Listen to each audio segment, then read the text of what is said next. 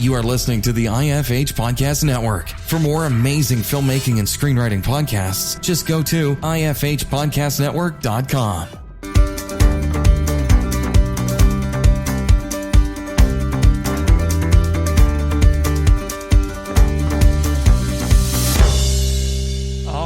Welcome to the Successful Screenwriter Podcast, where we discuss anything and everything screenwriting. Here we interview successful screenwriters and filmmakers to find out just what it takes to make it in the industry.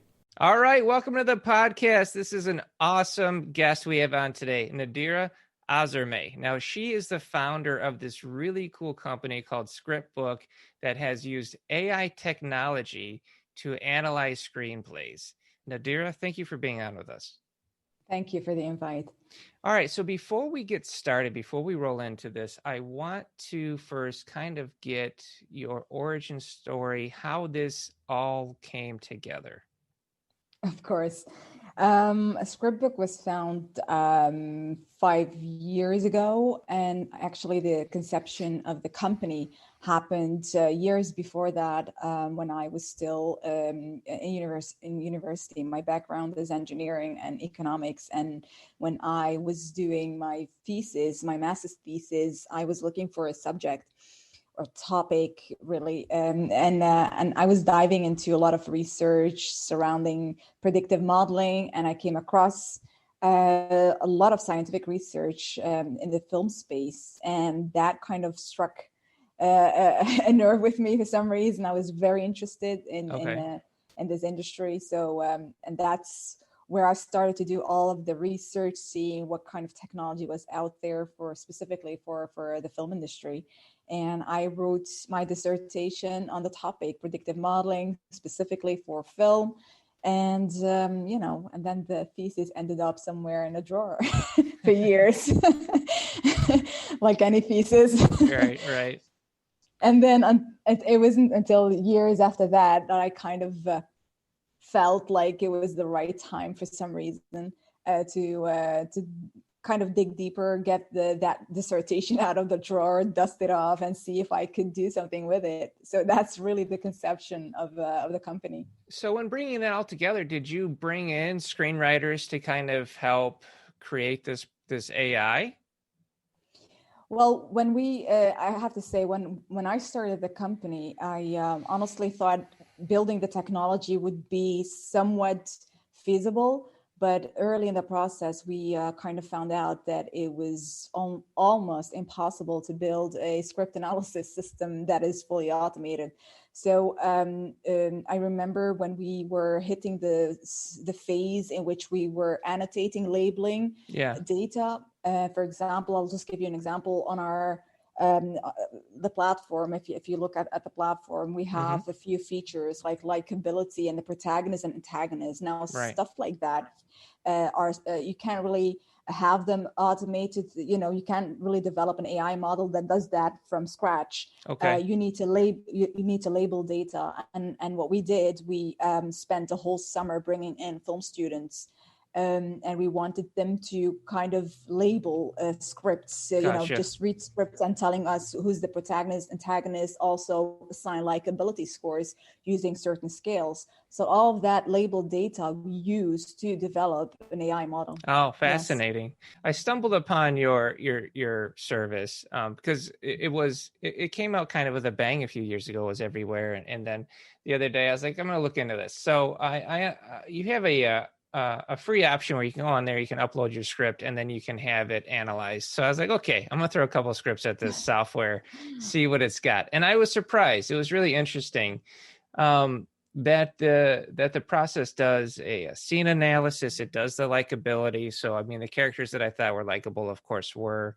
Of course, in a screenwriting sense, we don't feel you have to have a likable character as long as they're understood and the audience can relate to them, but I can see where the likability factor comes in. I really liked the emotion by scene. I thought that was fascinating because I think that's something that a lot of screenwriters could actually look at their script. They could get it analyzed, and then they could see a waveform and see the emotions of the screen, which is really fascinating.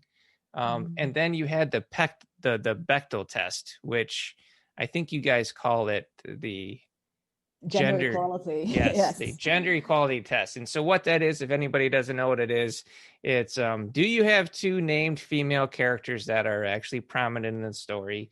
Are they having a conversation, and is that conversation not about a man? Now, I know that sounds ridiculous.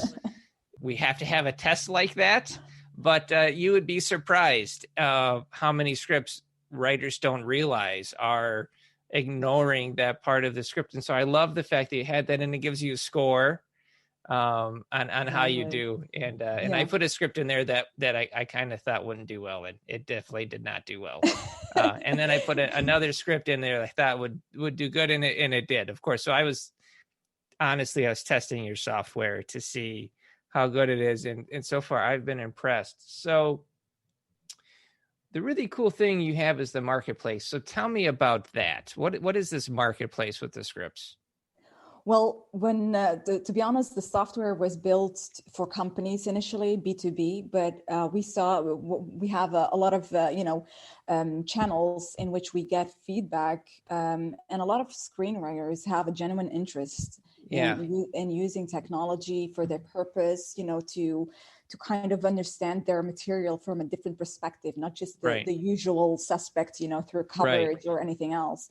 And I was actually thinking about how do I come up with a pricing model, because I know most writers are always struggling. I get a lot of emails. Yeah. They're always struggling. So we needed to find a pricing model that works for them. But I've come to the conclusion there isn't really a pricing model that works for writers, because any price is too much. Is actually too much for a writer, because I personally also believe that it's not a writer that should pay for a service. I think it should be a different model in which the writer really shouldn't spend any money on getting information on whatever the story he's written. And the marketplace, it was all, to be honest, it started with the whole Corona thing. I was thinking about a solidarity action, because I got a lot of emails of struggling writers, and they wanted, some help from our technology. They couldn't afford it. And I kept thinking, I spoke to my team. I said, listen, we need to find a way to set up a marketplace and have free analysis for writers. This is some sort of a light point that they'll have in this dark year. And I reached out, to be honest, to quite a few platforms, prominent platforms that do coverage, that do script hosting, and not a single one of them wanted to team up for solidarity purposes. So I thought, okay, nobody is interested in solidarity. We'll just do it. Just do it by ourselves. So and that was the marketplace. We just kind of launched it a couple of months ago. We didn't really promote it. It's just there. And I think there are about 400 projects on the marketplace right now. It's growing steadily. We don't really promote it, but anybody who finds the marketplace and sees, I can actually upload my scripts for free and have some sort of information. Well, that's what I want to ask you, because I see, I mean, what do I know, right? But I see potential on this marketplace for scripts that are scoring high, that perhaps producers start perusing this, looking for projects. Mm-hmm. Is that something that you can see as a goal? It's definitely something that would be interesting, of course, because we had, for example, a few film funds also looking for material, and they were asking if we could kind of, be the pipeline of successful projects, commercially viable projects. But I think this year is just not a benchmark, in the sense that when we kind of had, scripts that did very well commercially in the predictions, and we kind of, emailed those scripts to film funds and production company. But it seems like this year, not a single company has money. No, this year is a wash. It is. Because I spoke to 3 film funds about, I think, 3 projects that were very good in their predictions, and they all said our money is tied up. We don't get the insurance. So I was like, okay, 2020 is a lost year.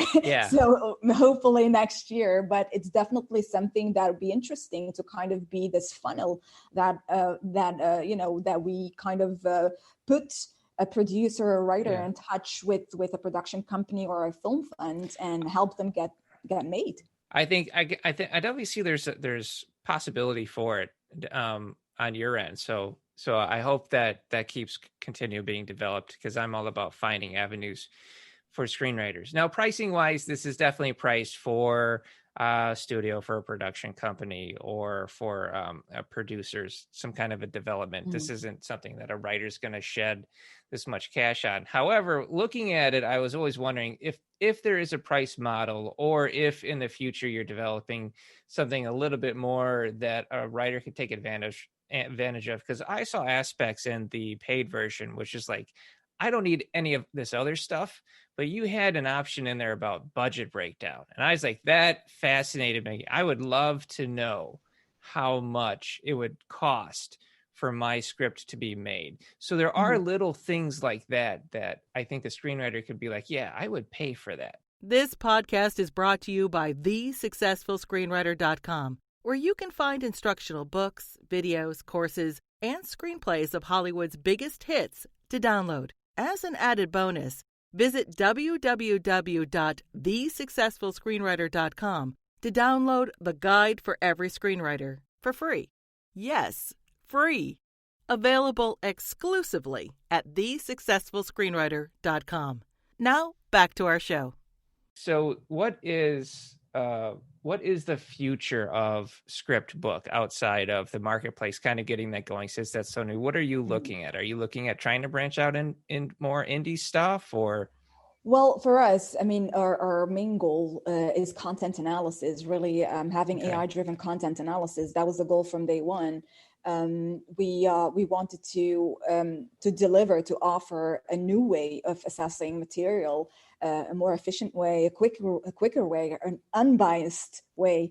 And we honestly, and I remember when we started out, we were very naive in our expectations. We were just saying, well, writers will love this. This is something that will help the group that doesn't get into, that doesn't get invited to the table. Right. I was always about that. I really wanted to kind of give that specific group a voice. And I see the difference between, let's say, Hollywood and the independent world, for sure.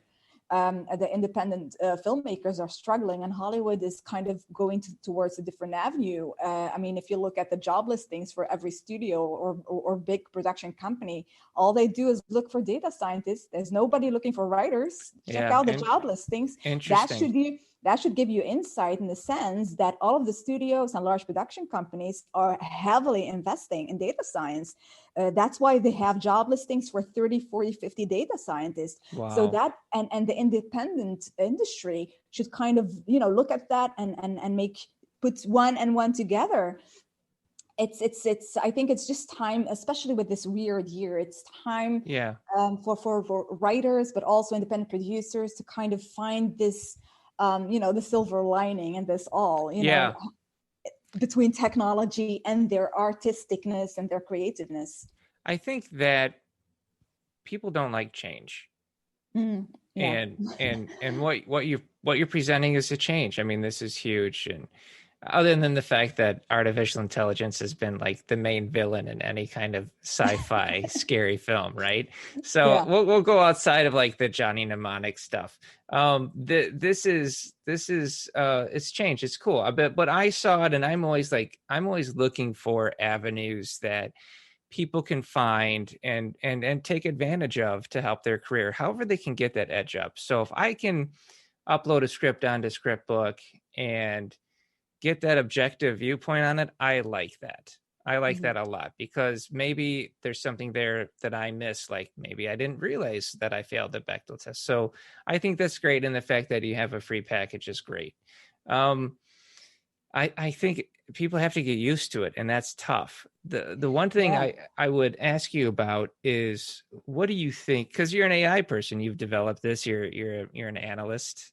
I'm talking to the person. So what do you think about AI created content where these people are forcing AI, they're programming AI technology to be able to write scripts on their own, which I've read. Now, some of these are just memes and they're jokes where they'll say, I made an AI watch 1,000 hours of Christmas films, and it's a joke. They're being funny, but some of them are real. They're actually programming these scripts or these AI technologies to write scripts. And I've read them and they're gibberish now, but that doesn't mean they're going to be gibberish in 20 years.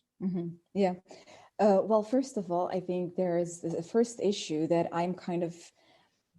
I worry about is the fact that writers, independent producers, let's just call them the creative crowd, that are kind of somewhat allergic to change, allergic to, the fast-paced environment that technology is. I worry about them because it takes them too long to get used to innovation, to novelty. We have been around for 5 years with our content analysis, script analysis platform. And until today, you still have a large group of people trying to fight this because they don't want this in this space. Yeah. But on the other hand, what I worry about is that there is already new technology being launched, which, like, for example, for ScriptBook, we developed Deep Story, which is also our own script generator. This is something that we started out 3.5 years because I knew early on that a generative AI, an AI that would be able to generate content, was going to, be in the world. You can't really stop progress. It's going to happen. It's going to happen. And 3 years ago, you're right, scripts that were generated by an AI were kind of weird. They didn't make sense. There was no context.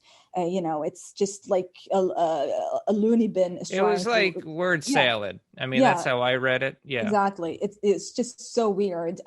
But that's the thing. It was very inconsistent 3 years ago. But today, even just with our own AI, for example, with Deep Story, it's also the beta, the alpha version is also live, so people can kind of test it.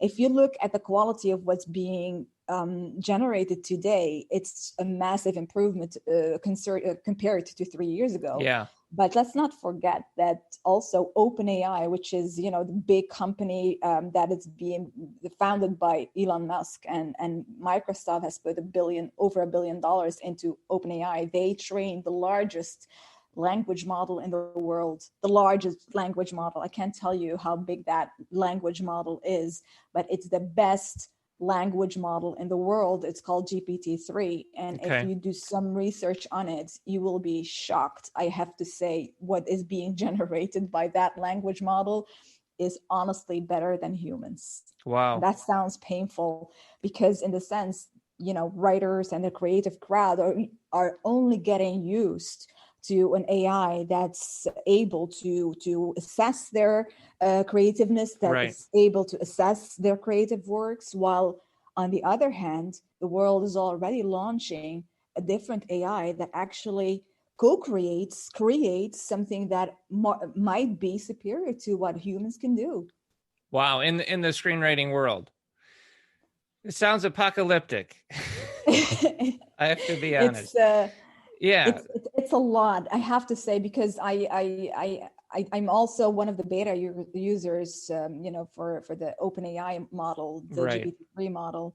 I have to say our own model is also very good. So I'm quite, we're competitors, let's just keep it that way with OpenAI. But I have to say, when I see what it can create, I have my moments where I think, oh boy, there's no hope for humans. Well, what kind of advice would you have for the screenwriter sitting at home that is working, is trying to make this happen, hearing that eventually one day studios will be using programs to create their own stories? What kind of advice would you have? I think the first thing anyone in this industry starting out or being, an old rot in this business, I think it's just important to kind of hit the reset button and just forget what you learned. It sounds very harsh, but there are systems out there that will write better than you do. They will do it efficiently. They will do it quicker. They never get tired. They never have a writer's block. They never sleep. Right. So they can start over and over again. If you're not happy with a scene, if you're not happy with certain lines, it never gets tired. How do you compete with something like that? And I think it's not about competition. I think I think we really need to stop trying to put the AI versus humans. This is not the battle we're in. I think humans and AI should kind of, it's like the movies where you think you're enemies, but actually you're fighting the same cause. I think we need these two things, the humans and the machines need to come together and collaborate. I think that will be the best thing that one can do. So the utopian version of this, if we don't go full Terminator where we have screenwriters fighting AIs for Skynet, if we go with the utopian version of this, you have screenwriters that have worked on the craft, filmmakers who have worked on the craft, mastered the craft, and they're using the AI to enhance their own performance. Would you say that would be ultimately the most beneficial goal for this type of software? I think personally the perfect use case that I see, for example, for our own deep story, I think the perfect use case is where a writer starts writing, they start writing a certain scenes, and then they ask for help whenever they don't know where the story is headed or what's the next scene, or I'm stuck. Have the AI give you ideas, hit the generate button. That's cool. I like that. I love that idea. Yeah. There you go. And you kind of work together with that AI, and the AI is just making suggestions. It's just like this co-writer, an artificial co-writer that really doesn't have any feelings. So you won't hurt his feelings or her feelings, just delete if you don't like. And it will make the writing process far more efficient. It sounds, it sounds like a thought generator. And I thought that's it's a really interesting idea. Could potentially be a nice solution for writer's block. I like that. I like to think that would be. I used to call it the inspirator, but it's like a thought generator. That's great. Inspirator. No, I love that. That I think that could give everybody hope. That's great. Well, this is a really interesting software. So it's called ScriptBook, and we've got the marketplace. We've talked about pricing. We've talked about the free service for the indie industry. What's the future here? You have your deep story, so you have your auto, your thought generator. Where else are you going from here? Are you going to lean more into indie stuff? Are you going to keep going with the studio model? What is the goal here? Where's the projection? Well, to be honest, the bigger goal for ScriptBook, and one can dream, is that we really want to build a new ecosystem. I think there is way too much fragmentation happening in our industry. You have a zillion platforms all launching their own little software, right, and there's nothing coming together. You need to consolidate every tool and bring them together in an ecosystem, in an ecosystem where anybody who's serious about this craft and wants to create a future in this industry, can find everything in a consolidated space. Right, bring it all together. That's the goal. Instead of having a lot of wannabes passing the revenue. There's pockets of expertise and pockets of, I would say, authentic and then imposter almost. So you never know, who am I using that is real, that can help me? Who am I using that might be predatory? So I agree with you. There's definitely needs to be some kind of a melding of the minds, I guess you could say, but that's a lofty goal, and I wish you the best. I love it though. I mean, you've got the drive, and I see the passion, and when I see that passion, I can always believe that that's somebody that can make it happen. Well, we hope so. We hope so for sure. Nadira, I wanted to really thank you for your time, and thank you for coming on. This has been an enlightening conversation. Coming into this, I knew there's going to be some big thought bombs coming at me about AI, because I was like, this stuff is going to be huge eventually. So I wanted to thank you for that. Thank you. It was very interesting, to kind of hear your thoughts as well. So it was great speaking. Thanks for listening. If you enjoyed this episode, please subscribe and share on your social media, where you can tag us at The Successful Screenwriter.